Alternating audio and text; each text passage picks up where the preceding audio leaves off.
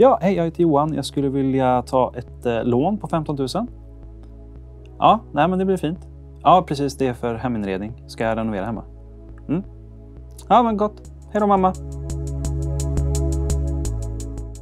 Ja, nu står vi här igen med en galen skärm. Och det här är väl den galnaste hittills. Det här är uppföljaren till Samsung C49 HG90 som vi gjorde film på förra året. Och den här modellen heter C49 RG90 och just det här är ett ingenjörsexemplar som vi har fått låna lite tidigare. Det här är ju en ultrabred 49-tummare som är tänkt för gaming och lite allt annat och tänkt framförallt för dig som vill kombinera och bara ha en skärm. Den har ju nämligen samma storlek som 2 stycken 27-tummare bredvid varandra. Med en lite smärre skillnad mot föregångaren. Den här är 1440p så vi får en ännu skarpare bild. Det här kanske är svårt att uppfatta på video men det är ju såklart då skillnad på grund av den mycket högre pixeltätheten. Vi har 5120 pixlar på bredden och 1440 på höjden.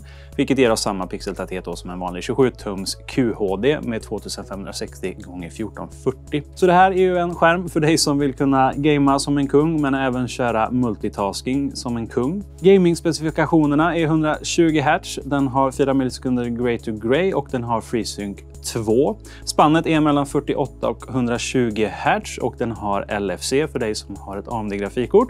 Och just nu kör vi den på ett Nvidia-kort med G-Sync aktiverat. Det verkar funka smärtfritt hittills, men det är ju inte garanterat att det kommer funka. Men just på grund av att det är VESA Adaptive Sync så kommer det funka med de allra flesta skärmarna. Och hittills så funkar det väldigt bra för vår del. Men om du inte ska gamea, och framförallt inte gamea så dåligt som min kameraman gör just nu, så kan du även använda den till mycket annat. Det här är ju en väldigt bra panel bara generellt. Precis som föregångaren så är det här en QLED-panel. Det innebär att det är en VA-panel med vad som kallas kvantprickar eller quantum dots som ger bättre färgomfång. Just den här modellen har 95% DCI P3, 92% Adobe RGB och 125% sRGB. Så den här klarar ju av en stor del av färgomfånget så du kommer få en väldigt trevlig upplevelse med denna. Därtill är den väldigt ljusstark skärm. Den har 600 nits i vanlig ljusstyrka. Oj då. Det är också en väldigt ljusstark skärm. Den har 600 nits i ljusstyrka plus att den har HDR1000 så den har en maximal ljusstyrka då på lokalt eller peaknivå som ger oss HDR1000 som med andra ord kommer att kunna njuta av HDR-material tillsammans med den här skärmen. Och det är väl just kombinationen av den här storleken med det här formatet, 2 stycken 27 bredvid varandra som tillsammans ger en 32:9 skärm som då får högre upplösning men fortfarande behåller väldigt bra gaming-specifikationer och grymma färger som gör det här till en så attraktiv skärm. Men smolket i bägaren är ju att den är tungdriven med så här många pixlar. Det är därför de här från början kom i 1080 i höjdled för att det är väldigt lättdrivet. Så i till exempel racingspel och liknande där man vill ha väldigt hög FPS så passar ju de väldigt bra för det. Men den här har cirka 1 miljon färre pixlar än 4K så den är lite mer lättdriven men det är fortfarande tungdrivet med 4K. Just nu kör vi på ett 1080 Ti tillsammans med den här vilket är strax under ett RTX 2080 och det är ju inte så att vi får 100 FPS här i Witcher 3 i och för sig på maxat men det kommer kräva en i övrigt rejäl dator för att driva det.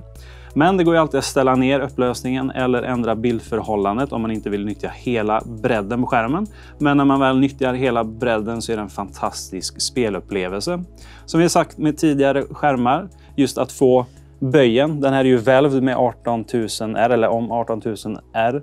Så när man kommer nära in i mitten här så blir man verkligen omringad av skärmen. Och det ger en extremt bra inlevelse i spel. Framförallt så kommer ju till exempel kameran här längre ut, kommer mycket närmare terrängen. Så det känns som att man åker mycket fortare, vilket framförallt blir väldigt fräckt i bilspel. Men det här passar ju alla möjliga sorters spel. Tredje person, alldeles utmärkt, tänker mig MMO eller rollspel. Nu går det inte så bra. Så kommer de här passa alldeles utmärkt, men framförallt i bilspel blir det ju en helt annan grej mot en vanlig 16:9-skärm. Däremot i FPS, visst, i FPS som är single player kanske det funkar bättre när man tillåts använda hela skärmbredden.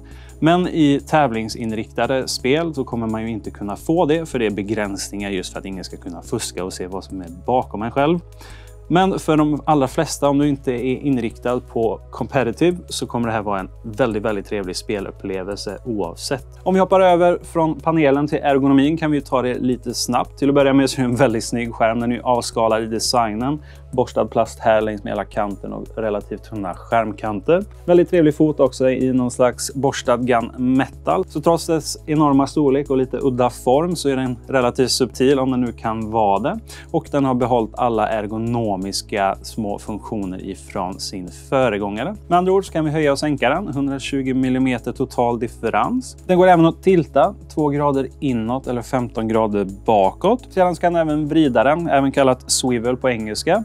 15 grader åt vardera håll. Och föredrar du har den helt flytande så har den ett VESA-fäste 100x100 som tillåter dig att sätta den till exempel på väggen eller på en gasarm.